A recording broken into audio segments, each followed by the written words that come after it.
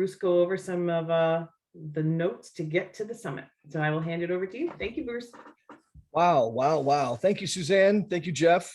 I'm wearing my my hiking jacket today because we are all ready to go on a climb.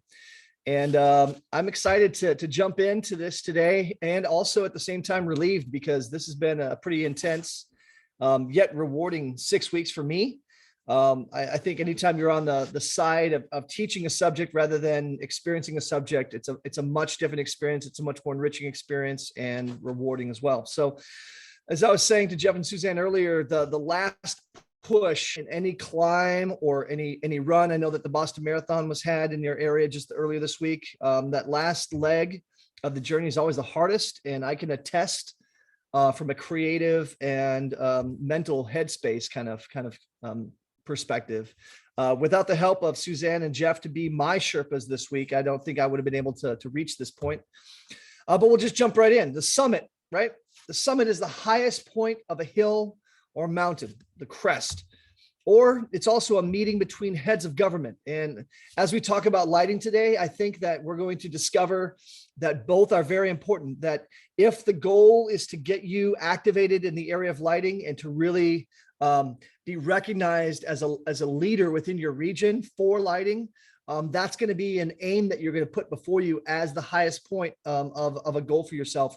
And in moving in that direction, I think meeting with heads of government or individuals who are in positions to make decisions, whether that's homeowners, whether that's builders, whether that's architects, interior designers, whether that's developers, whether that's electricians, whoever can open up that door for you, that's going to be a meeting of the heads of those who make decisions on behalf of their organization. So I think both are relevant as we kind of move forward today. We're talking about being drawn to the light, sort of like a moth to a flame, although I hope that we don't end up in the same predicament that a moth usually does. We are going to be just looking at light building. This has been the path that we've been on. The first statement, you will face challenging roadblocks. Then the technological revolution favors you. Light is super duper duper important. And all the revelations we have from science are telling us more and more and more about how the eye and how light affects so much in our bodies and our physiology. Next is the current paradigm is slipping. The way things are being done is not in the best interest of everyone involved. And then the next one, you can step in to help. This is what we talked about last week, where we really want to help empower you to know that you can take that next step and provide a fresh path. And today it's just time to climb. So we're going to talk about some basic strategies, things that I'm sure that as you all are well-seasoned entrepreneurs, well-seasoned service providers, well-seasoned solution providers in your markets, you understand a lot of these concepts inherently well. So I don't want to pretend like I know something that you don't know. I'm just sharing some perspective from maybe the lowly position of a lighting Sherpa. So to get to the summit, you first have to see the summit, and it has to be sort of crystallized in your eye. And I found this fantastic quote. It says, "The summit is what drives us, but the climb itself is what matters." And I think that's important. I can say that I want to get into lighting, but if I don't understand the stamina, the resolve, the building of a team, the building of relationships, the building of product knowledge, the building of industry knowledge, market knowledge, if I don't understand those things, when I find myself in the middle of a project and I'm stuck, man, there's a lot of people, unfortunately, on certain climbs that they have lost their lives because they did not properly prepare themselves for what could have happened in that particular project. So to first start off, you have to know yourself. Start in a safe space, in a safe place where you have all the control. So for yourself as the integrator, as you are doing your own self-assessment and developing self-knowledge, you're asking yourself, what are the strengths that I have? Do I have a strong team? Who in my team can bring to bear necessary capacity to this area? Maybe I have a tremendous reputation in the community. I've been in business for a long time. And I have a high level of service that I'm already bringing to the conversation. Maybe I'm really well entrenched within the controls world, and I'm just adding something simple to that. So these are all strengths. Maybe weaknesses. I've never really done lighting ever. And so that's a weakness. And I need to know that and identify that so that I can know that I need to work on that and place that as priority.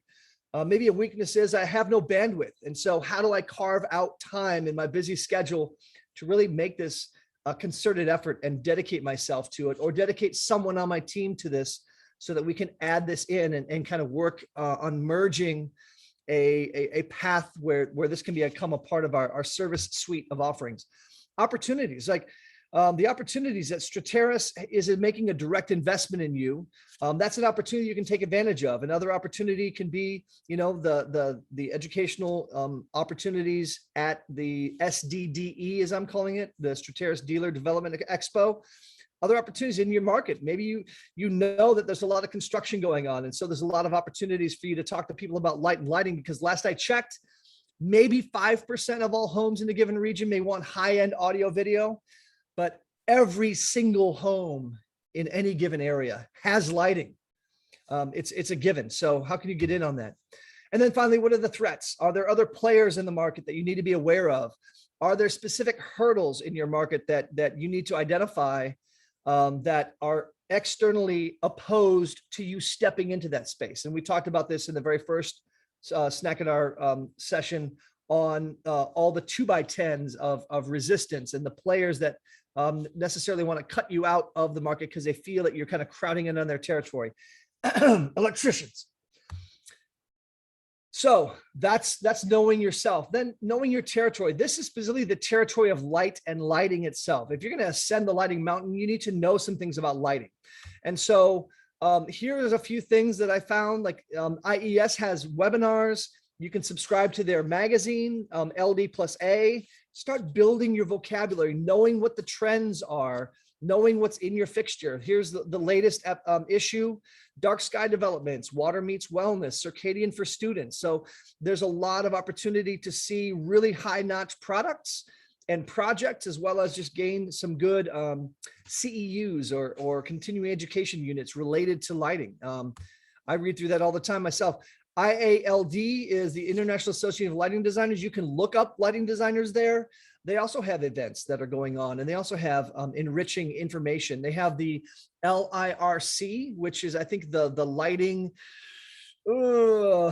Intelligence Research Council or something like that. Like, they are developing an understanding within the industry, lighting industry resource council. They're developing a capacity to understand what's the latest in the industry that you might want to be aware of. Next, you have the ALA.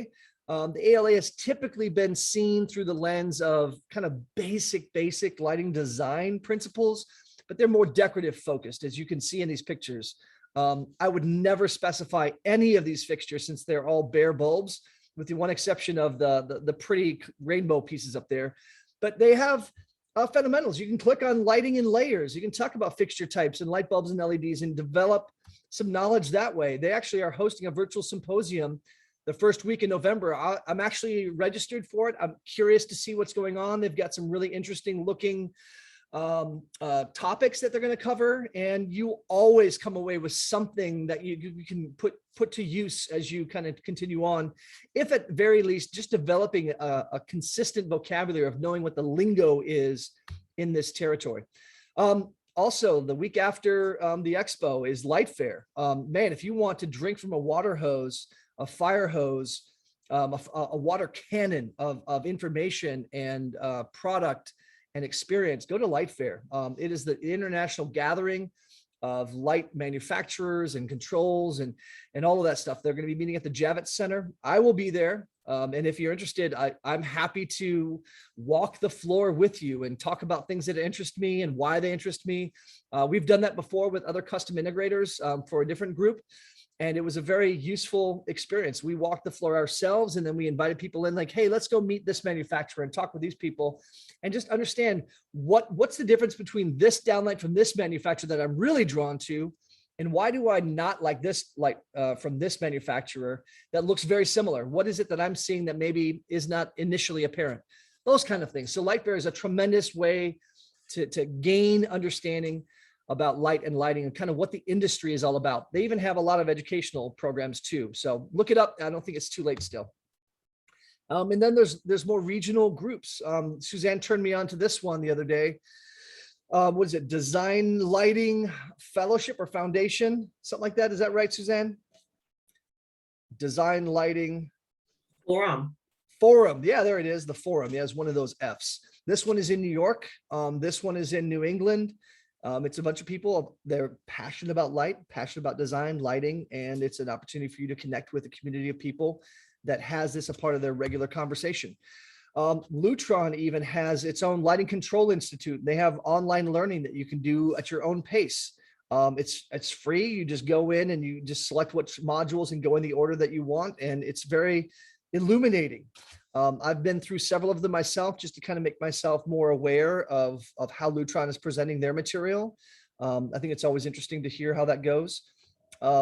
It can help you. Coastal Source also has their website and their products. And so understand how to order products from them, understand the services that they provide.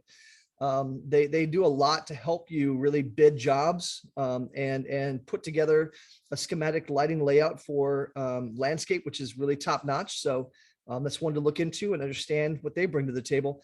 And then, I couldn't go through this without talking about Strateres' Dealer Development Expo.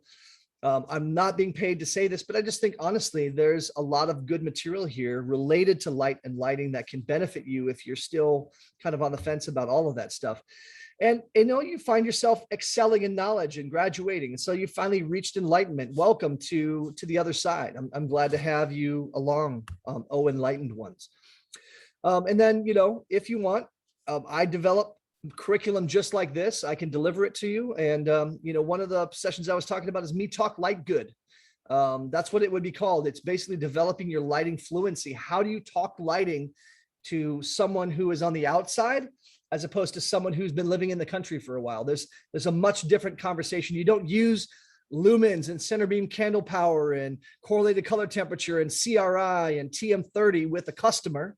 You talk about brightness and you talk about warmth and cool, and you talk about, just the intensity of the light and the directionality of the light and things that are more in the vernacular of an everyday person. But if they go there, then man, you can take them all the way down that technical path. But that's going to be something that, you can have on a more custom basis to help further educate yourself. The next one I think is important is knowing your terrain. This is related to markets. So I did some basic investigation through the National Association of Home Builders. They give good statistics across the entire nation. They're really trying to advocate for affordable housing. So there's some of those elements in the statistics here. But according to the latest totals in the country, the average median family income is 80,000 or 81.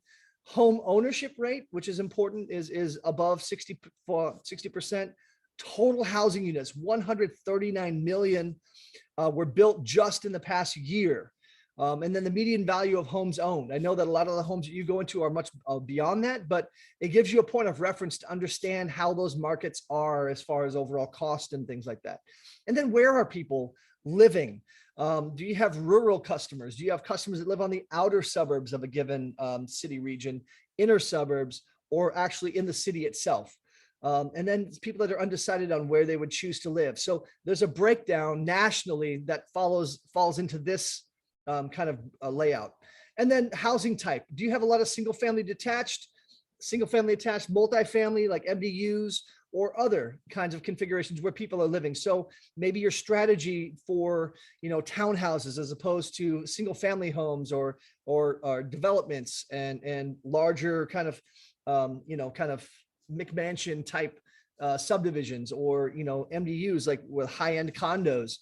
Maybe there can be different approaches that you take depending on your market and the housing type that they have. So in the terrain of New England, I'm learning the geography. Upstate New York, Connecticut, Rhode Island, Massachusetts, Vermont, New Hampshire, and Maine. That's it for Strateres. What are the things that we're learning about those areas? So the median income for each state is listed. You can see that it's trending higher in Connecticut and Massachusetts. I think upstate New York is taking the full gamut of New York with main part of New York, but it's on the lower end comparatively. But it's trending upwards higher than most of the national averages with the exception of Maine. And then, similarly, the home values in those areas, you can see, again, kind of trending towards and above most of the national averages as well. Which I think if you're in your market, you understand that inherently already. But then housing location, here we have in each of these given states and the regions, where are people living? You can see that when you get further down, more into like New York and Massachusetts, the number of people that have rural homes decreases significantly. And you have a lot more outer suburb, inner suburb kind of people. New York, obviously, they have the largest wedge for city living. So there's going to be different strategies you may want to take depending on where a majority of the people are and where you want to kind of address your business efforts. And then the types of homes, you can see a ton of single family detached, but then when you get into areas that have more of that city urban feel, there's a lot more of that share that's multifamily. So do I want to like maybe tailor an approach to an MDU? Like if I can get one unit, maybe I can get the entire building. There was a project that we were on where they had this whole new condominium going in South Bend, Indiana. And we got 3 different people out of, I think, the total 12 units in this one building to go with us. The builder hated us, the developer hated us, the electricians hated us because we gummed up their efficient timeline. But when the final results of the install were worked through and we delivered on those units, not only was the cost for lighting significantly greater than the initial budget that they were given. I think it was a total of $6,000. And for the smallest one, we bumped that up to like $40,000 with lighting and controls. Those units were the ones that the developer took pictures of and was going to use to sell the next part of the development, phase 2. And so, you know, if you can get in on something like that, man, and the developer sees the results of what good lighting can do, that can really open up a lot of doors for you. Just saying. So overall housing construction. So they just give general trends from 2017 was the last benchmark, 2019 to kind of show you a trajectory of where housing construction is going. You can see that the cost per square foot is increasing, but the square footage is going down. And the percent given towards electricians and their services and lighting is hovering around a certain amount. The amount of total construction costs is going up because just everything goes up in that way. But you can say that I would say on any given job that a lighting designer is involved in, when the focus isn't on cost per square foot, but the focus is on good design, it's automatically going to increase the overall labor for the electrician. It's automatically going to increase the amount of lighting product that's sold. So that baseline is going to be higher. And it is not uncommon for this number, cost per square foot for lighting, to be anywhere from $10 to $20 a square foot on a given job. So you can see that that's a significant increase when you have activated the client's mind to understand that good lighting really does enhance the overall experience in a given project. So things to consider in that way. And then these are just kind of a breakdown of total construction costs. You can see that if 5.9% of the 2019 totals is dedicated to lighting, that covers the electrician and the lighting product. Currently about 17.5 is being spent as of 2019. And again, when I said earlier, like we've been part of jobs where it's not uncommon to have that total be anywhere from $30,000 to $130,000 on lighting, just architectural lighting itself, not the electrician, not the controls. So those are some things to just know about within your territory or within your terrain. Knowing your gear. So this is just a brief overview. So when we talk about gear, we're talking about lighting products. You have to know what the lighting products are, what they do, why they're there. And this is like a survey of things that are currently available through Strateres with Lutron and with Ketra and their offerings in the indoor space. And then on the outdoor space, right now, I know that you have a relationship with Coastal Source. So here's several of the kinds of fixtures that you would know within Coastal Source. Each one of those does different things. And oh, by the way, I brought in 2 IC rated housings from the indoor side. Why? Because these can also be converted to wet rated if you add a lens. And so this could be used in soffits and in exterior applications on a given home. So just consider that as it relates to outdoor gear. Then knowing your team, you know, I found out from different individuals that usually there's a dedicated person on a given team that can take up the mantle of lighting. So not everybody necessarily has to do it, but who on your team might. So maybe someone inside your team, your representatives at Strateres, maybe there's a sales team for the manufacturer that is going to support you, or product specialist, a technical engineer or manufacturer. When you bring all these people together, you realize you're not alone and ascending the lighting mountain. And these individuals are there to help support you. And you can say to them like this guy does, whose heart is full. You light up my life. Thank you. Thank you so much. So your team. Next, I think is to know your community. What's the community? Those are the players in your community that you can, leverage yourself to. The architects, the interior designers, the builders, electricians. Hey guys, look at me. Guess what? Allow me to lighten your load. Yes, more dad puns today. Just strap yourselves in, it gets worse. So lighten your load, just making sure that you're building those relationships within your community. Hey, architect, do you know that I provide lighting services now? I can provide lighting product, really high-end solutions. Let's talk, let's talk design. I can help provide some support to what you're doing. Any of those individuals could benefit from what you can bring to the table. And we can work together to help position how you present your services so that they feel that you're an asset and not a risk or not a threat to what they're trying to do. So a lot of that will involve listening and listening carefully for all those gaps in where their pinch points are, what their pain points are, and how you can step in and provide support so that those pinches and those pains go away. And then what's your competition? You have to know who else is going to be bidding on jobs. What is it not only from a product perspective that they're bringing, but what is it from a service perspective, from an install perspective, from a design perspective? Maybe you have your electrician that says, let there be light.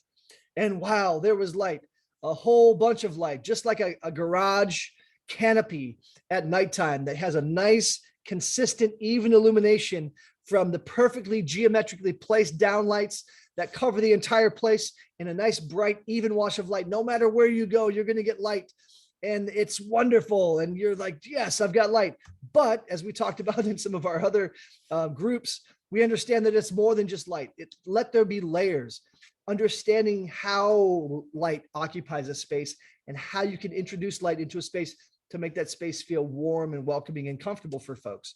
So it's not just product differentiation that you need to understand what they're bringing from a product perspective, what they're bringing from a cost perspective, but also from what's actually going to be designed in the house and how can I position myself to say, this is what you're going to get from somebody that doesn't really understand light. This is what you're going to get from somebody that truly does understand light and how it can occupy a space for a client. And then I think it's also important to know your guide. I don't think anyone should go down this path totally by themselves if you've never done it before. Thankfully, I know somebody who's done this before. You're looking at him. And I know that I'm not the only player in the space. There's several people that understand this. And I wanted just to draw attention to these two guys here, Sir Edmund Hillary. Anybody, by showing of hands, you all know who Sir Edmund Hillary is and why he's important in Western culture, civilization, history? Oh, you in the front row. Yes, Steve Day raised his hand. Steve Day, are you going to give me a chat response? Let's see what you say. All right, Steve Day, I'm waiting. Type it in, type it in. Climbed Everest. Yes. He's famous for quoting, no one ever remembers the second person to climb Everest. He was the first man to climb Everest. There was they were not successful one year. And he looked at Everest and he said, you know what, Everest, you may have beaten me this time, but I have one thing that you don't have. You've done all the growing that you will ever do, but I have not. I have yet to grow and I will continue to grow. So I will come back someday and I will beat you. And he did. And this guy here is Tenzing Norgay. He was his right-hand man. And he says the Sherpas play a very important role in most mountaineering expeditions. In fact, many of them lead along the ridges and up to the summit. You need to have someone. The Sherpa is actually a native group of people that live in the Himalayas. And they regard Everest as sacred and as holy. And they understand a lot of the crags and the cracks and the shifting winds and the snow. And they even know how to speak the language and the culture and how to get acclimated to the elevation. That's someone that you're going to want to have on your team that can kind of guide you along that process. In fact, Edmund Hillary has been regarded as a hero, but he says that Tenzing, he's my hero. And I'm not saying that I want you to call me your hero. I'm just saying that regarding the person that's going to come alongside to assist carrying that lighting load for you, I think that's important. This is maybe what it could look like. So as you have your guide, the integrator comes, he sees the mountain of lighting and he's a little intimidated, has some questions. all of a sudden the magical lighting fairy shows up. Can you light my way? And the fairy says, I would be delighted. So here they are, ascending the mountain of lighting. It's a beautiful journey. Just tune in with me, watch as they reach the peak. And he says, I can now see the light. It's a beautiful thing. So guides can really help you as you move through and navigate all of the twists and turns of the lighting world and the lighting mountain. So different approaches of ascent. There's different ways I think that you can start to really engage light and lighting in a pretty significant way. First one is product approach. I know Suzanne and I talked about this, and she knows that there are some people that just simply, because of their relationship with the manufacturer, they can say, hey, if you want to buy this product from me, I'll sell it to you at cost with maybe a certain markup, and then you can provide it for your job, and I'll just give you the product. I'm actually involved in a project right now where the integrator didn't get the job, but he's saying, hey, when you get to the point where you're ready to specify lighting, just let me know. I can provide you lighting at a reasonable cost for that project. So just providing product is one way that you could possibly engage in the lighting conversation. Another one is service. So this is just simply, I got the product, I have the design, I'm going to go ahead and provide it to you, and then I'm just going to go on with my life and kind of move on. It lets you work with it from that standpoint. I'm servicing that job for that time. Another approach may be more of a solution approach, where it's like, let's take a bigger commitment. Let's really understand comprehensively what your lifestyle is, how we can fully support and enhance that.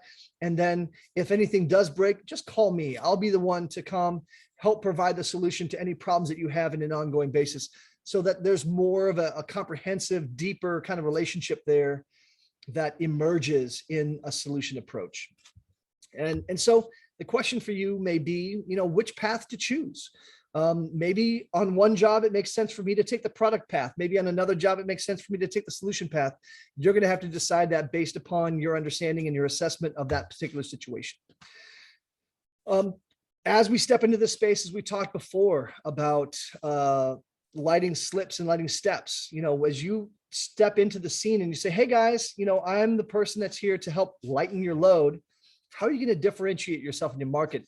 If this person says they provide lighting, this person says they provide lighting, this person says, hey, we've already got a lighting plan. And this person says, hey, we don't really need all that expensive stuff in the house. This is just, kind of same old.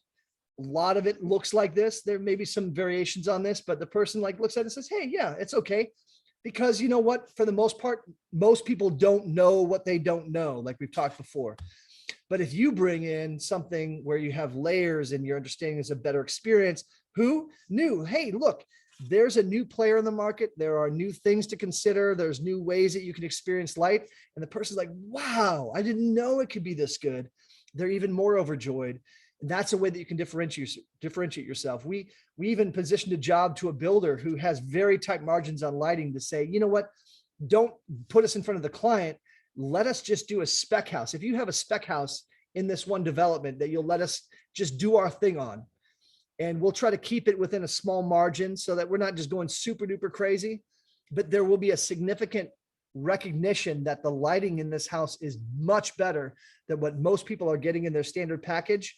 And that will be a differentiator for you as a builder to say, hey, I want to move into Builder X's homes because the lighting in Builder X's homes is better than anybody else that's out there. That's a differentiator for them, and bringing you along their journey can really enhance their market share within that particular space, whatever it is. And ad nauseum, you can fill in the blank with whatever other kind of differentiators you feel that you need to have. So market direction, where is the market going? I think knowing that, as we talked before, this is the march of progress. We've gone along a long and continuous path of innovation and increase, and we are at the apex of that. And it is continuing to move in that area with smart lighting solutions and higher degrees of technological expression. We are marching on in that path, and you all are positioned to take advantage of that technological revolution. It favors you. I've said that before. The next one is what we call the light April showers. So in 2020, the lighting business, smart lighting, was $11.07 billion. in 2020. In 2021, it's grown to 12.62 billion is what they estimate. But by 2025, it will have almost doubled from the initial number in 2020 of 22 billion, $0.57 billion. That's a significant growth. And I got that from this source here, the Business Review. And if you want to get this report yourself, just fork over $4,000 to them and you can get the lowdown on everything. But I just saw those numbers and that was enough for me just to know, hey, this is moving forward, and there's a lot of market attention given to lighting and smart lighting that I want to pay attention to if I want to hop on that train and go for a ride. Another thing that I think is also really important is the fact that may we have this dance. This is speaking about the commitment of Lutron to say, hey, you know what, we're getting out of the game of making our technology available for everyone, where we have technology that just plays with all this light. So what was it? I think, Suzanne, you're telling me that ecosystem is withdrawn now. It's official. They're no longer providing that technology for other lighting fixtures because they want to have exclusive access, right? Is that right? I'll let you unmute so you can just say. Yeah, sorry, I didn't want to take over. Yes, so residentially only. That ecosystem as a third-party driver for light fixtures has been sunsetted. So not available to any new non-Lutron manufacturer at this time. Yeah, so what does that mean? That means that as you are connected with Strateres and Lutron controls and the lighting, you have the full backing of an entire industry titan to help support you in this, and they're willing to join you in this effort to make sure that you're successful, because when you're successful, they're successful.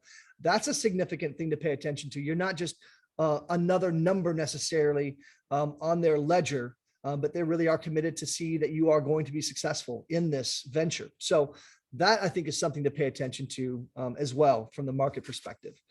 That's unprecedented in their years of being in business. So that's kind of something that's kind of exciting. And then finally, having a little bit of fun here with the animations. I don't know, Jungon have to get in the boat, playing up my bad dad jokes. So just hop in the boat, just go see where it's going to take you. We're going to go somewhere. It's going to be really good. And I think the only way that you can truly take advantage of the market direction is to just get on board with what's going on in the market. So that's all I have to say. And then again, more horrible dad puns. I'm just going to say it right here. July to the world. Yeah, that I even stumbled over it myself. July up the world. Yeah. So it's time to light up the world, guys. This is the conclusion of the Snack and Art series. That's what I have to say for you right now. I'm excited to see where things go from here from an industry perspective. I know that we're just starting this journey, but Suzanne, what do you got for me, man? I didn't give you any entrance in. Sometimes I just get going and I can't stop. I'm like a juggernaut. No, and that's why I'm like, you are a little bit of a roller coaster ride, and you don't want to stop the roller coaster. You got to let it go, because if you get in the way, you might get hurt. Yeah, if you hit the brakes on a roller coaster, someone might get thrown out, right? We don't want to have that. Yeah. So yeah, don't throw me out of the crack. But I had a couple questions that came in. Yeah. And this all kind of relate to partnership building, if you will. So if you were to target one of the relationships when we were talking about the architect, interior designer, builder, etc., who do you think would be the most open to talking to the integration channel? Those are really good questions. I would say yes. The answer is yes. And the reason why I say that is because you have to know your market, know your community, who in any one given job seems to have the position of influence. I have seen jobs where it's the electrician that provided the pathway in for the integrator. I've seen the interior designer provide the pathway in. I've seen the architect provide the pathway in. I've seen the builder provide the pathway in. It really depends on where you feel like you have the best kind of relationship dynamic going, where, if you need to take up a new hobby, maybe you need to take up golf. Maybe, if you know that that's where those people are going to be, so that you can start to develop that relationship. Any one of them could be a viable path. I think the main question you would probably want to ask yourself is, who do I think has the final say on the lighting that's going to go into this project? And based upon that, let me tailor my message to what I think they want to hear, and then make sure that I'm approaching them in a way that they feel fully supported in that. So I'm going to kind of have to leave that to you to figure out how you want to engage that conversation. But just starting in, like, hey, have you, I noticed, what kind of controls do you have in this amazing, beautiful house? I looked over the plans. It seems like there's a lot of really great things that are happening. Do you mind if I bring it into my team and provide maybe a solution? I'll lowball my design fees so that we can go ahead and land the lighting for this particular job, and then you can see the final results of it and develop that partnership. I know that there's even an integrator that was trying to get me in with a developer and just kind of pre-package a lighting plan that they can just put in unit A, and then a different one for unit B, and a different one for unit C. And so that's still in flight and in flux. But really, it depends on any given project, who seems to be the person that you have a fair amount of influence with in relationship, and B, that they have influence over the decisions for lighting on that given project. Well, yeah, and I would agree with all of that, but it is a kind of an ever-changing mark. But it does all start with relationships. Mm-hmm. And so you have to become the trusted resource for a lot of these folks. And if you're starting from the integration channel, or you're starting from the window treatment channel, like whatever channel you're starting with, that's how you're ingraining yourself to builders, architects. And as they trust you, you become their trusted advisor on many things. And then it's like, hey, the floodgates open. It's like, oh, you do that? Oh, fantastic. Let's talk about that. Yeah. Maybe here's an idea that just popped to my mind. Maybe it's one of those things where if you're doing a high-end home theater, say, hey, you know what? Let's provide the lighting experience to supplement this theater as well, and really knock it out of the park with an amazing theater where that's all that you do. That's your only scope for lighting design, right? And then if they say, hey, we've got some fantastic reviews on this theater.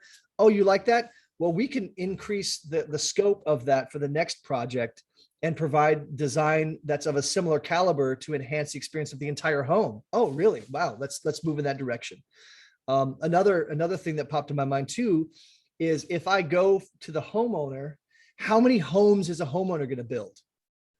Maybe if they have deep pockets like Jeff Bezos, they're going to build a dozen, right?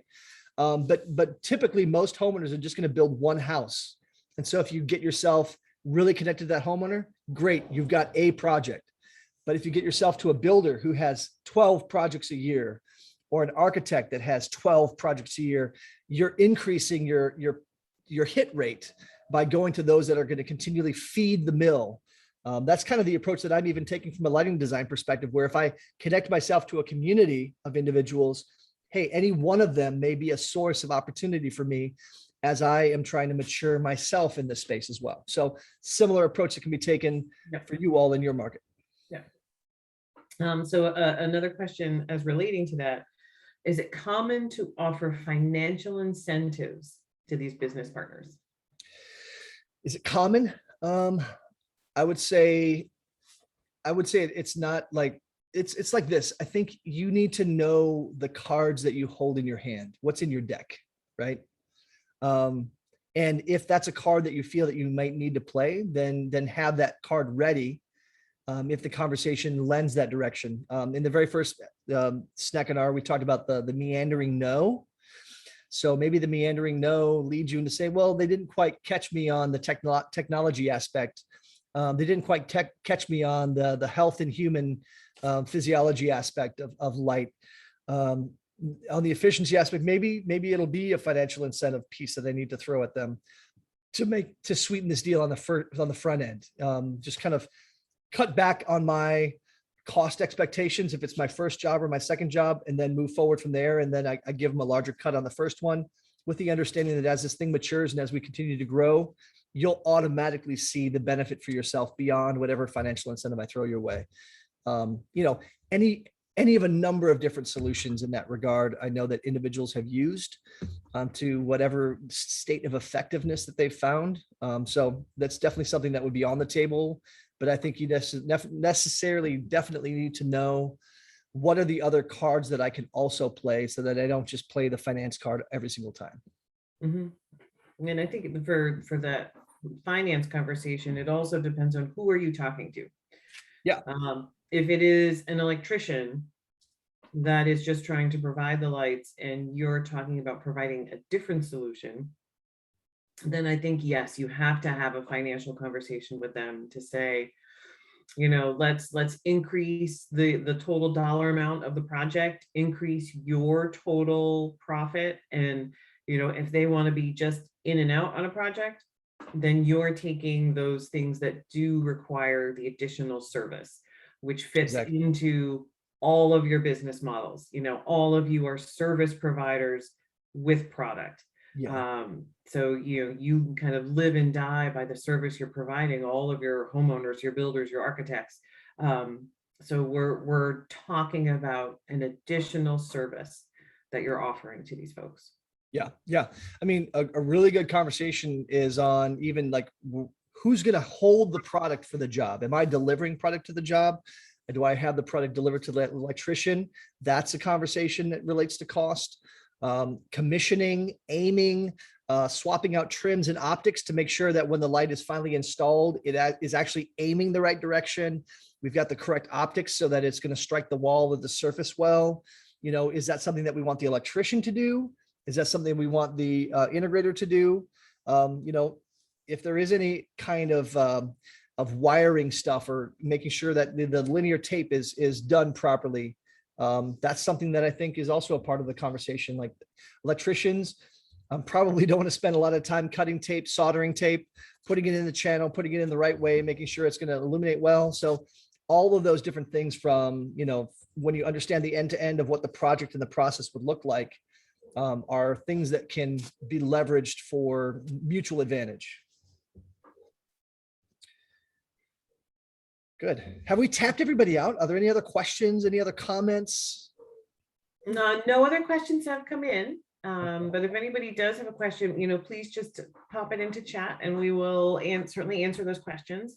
But if we have no others, and I will just say thank you, Bruce. You know, this has been an awesome climb with you. Very much have enjoyed the entire process. Man. And looking forward to, actually, you know, getting together in person next week. Yeah. I'm excited to figure out how I'm going to put 3 presentations together between now and Tuesday. No, it'll be fun. It'll be really good. This has been a lot of fun. Thank you so much, everybody, for inviting me. Thanks for tuning in. I look forward to hopefully putting names and faces, because like a chat name doesn't have the same effect as interpersonal connections. So. Nope. Relationships, very important. Awesome. All right. Well, thank you all so much. Hope to see you all next week at our expo. Bruce, we will see you next week. Yes. Thank you all. Enjoy the rest of your day. Have an awesome Thursday, everybody.